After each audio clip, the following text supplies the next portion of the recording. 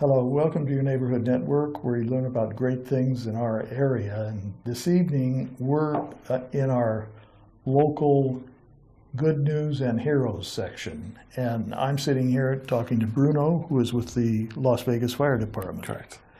And you're in what department? I work for Las Vegas Fire and Rescue. Okay, and you kind of answer the 911 calls? Correct. We answer 911 calls for city, county, North Las Vegas, and all the rural areas. Wow, so the whole valley, really? Yes, basically the whole valley, but Henderson. Oh, but not Henderson. Not Henderson. They have their own center. Ah, okay. I imagine you run into all kinds of strange things, right? Yes, that is an understatement. Yes. What are some of the basic calls that you get?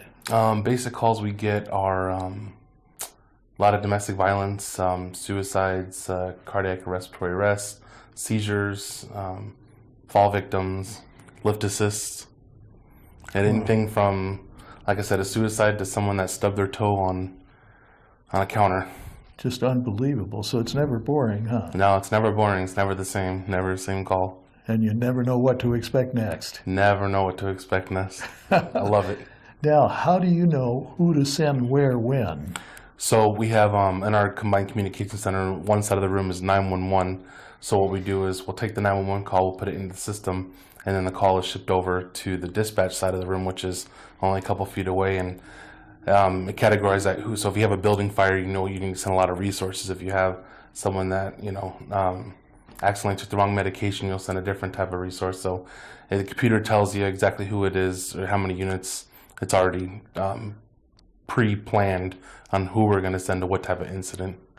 Well, I'll tell you, one of our reasons for doing the local good news and hero section in our show now is because it seems like you guys, fire department people in general, literally risk their life every day, don't they? Yeah, I mean, fire department, police department, yeah, everyone, ambulance, everyone is a teamwork. Everyone puts their lives on the line in my eyes. On a daily basis without any thought. Every single day. So many times you go to a call where you expect one thing and it turns into a crazy, crazy incident. It happens all the time out here. Wow. Yeah. And I've heard of sometimes when the firemen have actually been shot at. Yeah. Yep. There's definitely been some times where firefighters been shot at. We had a rig that was shot up a couple years ago. And that's pretty scary. Pretty scary times. I would think so. And you guys really, you get up every morning, go to work, and you don't think about that stuff, do you? I love my job with a passion. I'm sure all the firefighters, everyone that works on the floor does as well. We do it because we want to be there. Well, I'll tell you, that's extraordinary. Yeah. Let me ask you a question. Do you go out on accidents yourself, or? I do not. I sit in the comm center. We can do ride-alongs. We can go down and do ride-alongs with the crews and see what it's like. But no, for the most part, I sit in dispatch and a building and do everything from there. But I was recently driving home last week, and there was an accident on the 95 right near my exit, and units were already on scene when I arrived, and they had a rollover. I think there was 3 ejected and 1 trapped inside the vehicle. They launched a helicopter. They had a lot of resources from our agency to respond out there. As the units were already transporting some of the people away from there, I just thought it would be an amazing experience to see the helicopter land on the freeway, because that's something that we don't see from behind the mic. So I thought that was kind of cool, just to pull over and just watch everyone do their job. So I'm far away from the accident, and you had the crews, you had the landing zone for the helicopter, and you had NHP, the Nevada Highway Patrol, and I'm parked far away from everything. And as I was walking back to my vehicle, I thought I heard what it appeared to be. I thought it was an injured dog or a coyote. I couldn't hear what it was. And I'm thinking, no, hopefully it's not their family dog, because it was a pickup truck. I'm hoping it wasn't them, so I was really nervous. So I thought about going to see what it was, and I waited to hear it again, and I didn't hear it again. So I got back to my truck, and I started my truck, put my truck in drive, and then I had this gut feeling, such an urge to go find out what that was. And so I started walking into the desert, pitch black. There's no one around me at all. Oh, and this is night. Oh yeah, this was 2 in the morning. Whoa. Yeah, I just got off work. doesn't get much more nice than No, that. definitely when there's nobody around in a desert. So anyways, I started walking down that little embankment area, and I just had such a gut feeling just to keep going and find out what that noise was. And as I got closer, I heard someone that was in another vehicle that was trapped, that rolled. I was told it rolled 4 times. The guy was trapped, and he was yelling for help, but he couldn't. Had a Couldn't really voice. yell, Yeah. yeah. So I heard help, help. So I saw eyes on him, and I froze. And so I said, "Okay, don't move. Obviously, he's trapped." Yeah. I ran up the embankment. I ran like that since 2nd grade. I ran up the bank. I started yelling for NHP. I told them to get fire to come back because they're so far away. Told them the fires. They have another vehicle here that no one knew about. Nobody saw this vehicle. So 2 vehicles actually went Yes, yes, 2 vehicles, and yeah, no one knew about the 2nd vehicle. So I was so grateful and just blessed to be there at that time to be able to hear him. I would say that he was blessed that you were there at the right time, huh? Yeah, it was definitely an amazing experience. So I ran back up the embankment. I yelled at NHP, trying loud as I could to get their attention. I couldn't get their attention. Started running down the freeway, and finally I got the officer to run back with me to the vehicle. And yeah, he was definitely an experience that I've never. These firefighters see this type of stuff all the time. I've never seen anything like that before. Well, you're directing the action from the call center. Yeah, exactly. I'm on the other side of the mic at all Right. times. So Which is also very critical because without you, they don't know where anything is. yeah, true. So it's a combined effort. Yes, very, very true. Very true. But that had to be an extraordinary experience. Oh yeah, that was something I'll never forget. He was in critical condition last time I checked, so I'm hoping maybe it'd be such an amazing experience to meet him. Just to Oh yeah, to see him, because I was talking to him for. He started going unconscious, or he was not completely alert at one point, and I was talking to him, letting him know that we got help coming.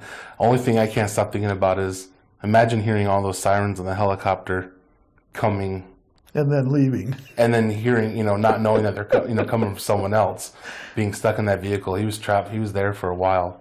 Oh, that had to be just a horrible experience. Yeah, and then seeing Station 9 pull up, I saw the captain jump out, engineer jump out, and firefighter and paramedic, and I've never been more happier to see them run up to the vehicle. I'm like, oh, I've never been more relieved in my life to see people that actually can do something for this individual that's trapped inside a vehicle.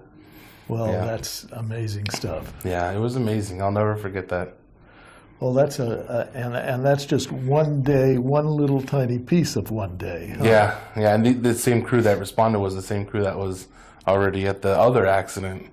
And Yeah. help the other people in the Yeah. other vehicle. And I found out later that it did go fatal for the other individual in the other vehicle. Oh, wow. So that was definitely. But like I said, these firefighters, they experience that every single day. We have accidents, fatal accidents all the time. I've never experienced that, especially being there with not knowing what to do or. Well, no, but the point is you're trained in your area of expertise, Exactly. which is to direct everybody else to where the action is and where the problem is. Exactly. And who needs help when. Exactly.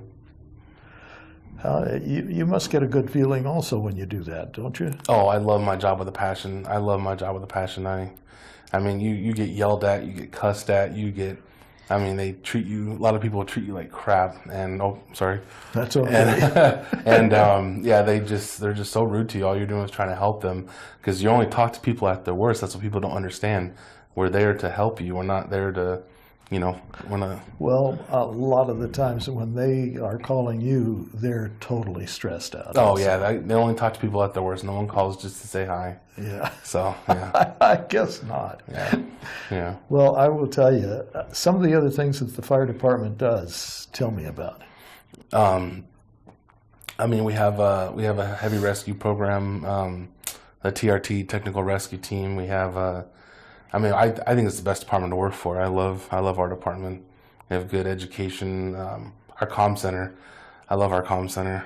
We're a combined communique. Like I said, we dispatch for everyone. We do everything from State Line to Bunkerville, right outside Mesquite, all in between. We do all the rural areas. We do all the helicopters in the valley. So it's such an amazing team to work for. I've tried to get on 6 times, and finally I got on. Well, Took me 6 times. sometimes it's worthwhile to keep trying. Oh, yes, that is the truth. That is the truth. So how long have you been in the center now? I've been with the fire department for 2.5 years. And before that, I worked for the Las Vegas Marshals Detention Enforcement, like law enforcement agency out here. Oh, okay. I did that for 6 years. And what'd you do with them? We dispatched law enforcement agency. We did all the jail. We dispatched the Las Vegas City deputy marshals. We dispatched the Muni Corps marshals, parking enforcement, animal control. So similar to what you're doing now. Yeah, Not quite as radically crucial. yeah. I mean, yeah. I love that job as well. But yeah, basically, I mean, we did more law enforcement. Here, we're doing CPR. We're doing. Well, here you're saving lives. Yeah, basically. Yeah. Yeah. So Which it doesn't get any more important than yeah, that. I couldn't agree with you more. Okay. Well, I imagine that your plans at this point are to stay with the Las Vegas Fire Department. Oh yes, I don't see myself going anywhere anytime soon. Okay. Unless they tell me to, which I hope that doesn't happen. Well, we never, any of us know that. Very true. That's a surprise. That's very true. Very true. Very true. But I'll tell you, it's very impressive the stuff you guys do. I appreciate that. And for all our audience out there and all the people listening, I'm sure that they would all agree with me, and we all want to thank you guys because you guys are really living to protect us. Yes, I appreciate that. Well, we appreciate it Yeah. because that's an incredible responsibility. Yeah. And you're only there at our worst, Yes, very true. which is not the most rewarding time to meet someone. Yes, very true. Very Yeah. true. Well, I want to tell you, I'm just thrilled to talk to you Yeah, I appreciate and that. to be able to thank you for your service to our community. And I want to say, can we have you come back sometime? Yeah, definitely. I'd love to. Okay. Definitely. I want to thank you very much. Thank you very much. Bruno, it's been a pleasure. Thank you. Same. Folks, join me in thanking the Las Vegas Fire Department. These people are amazing. You have a good evening. Thank you for viewing.